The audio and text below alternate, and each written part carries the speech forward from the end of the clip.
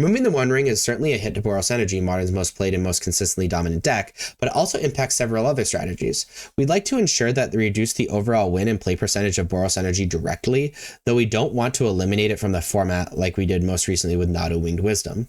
We consider many cards in deciding how to knock Boros Energy down a few pegs, with Guide of Souls, Ajani Nakatl Pariah, and Flage Titan of Fire's Fury. Among them, however, we landed on Amptraptor. Amptraptor allows for some of the deck's most explosive starts, acting as an energy enabler and a payoff, and often amounting to an extra 1 to 4 mana in the early turns of the game, so Amptraptor is banned in Modern.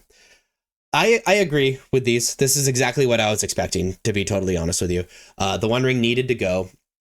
I think the unfortunate part... My camera blinked.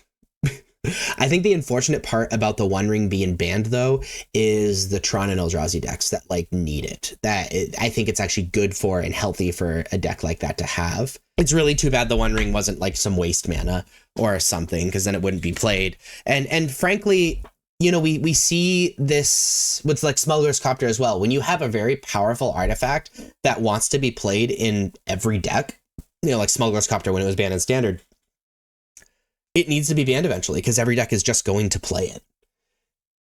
And the One Ring is where it's at there.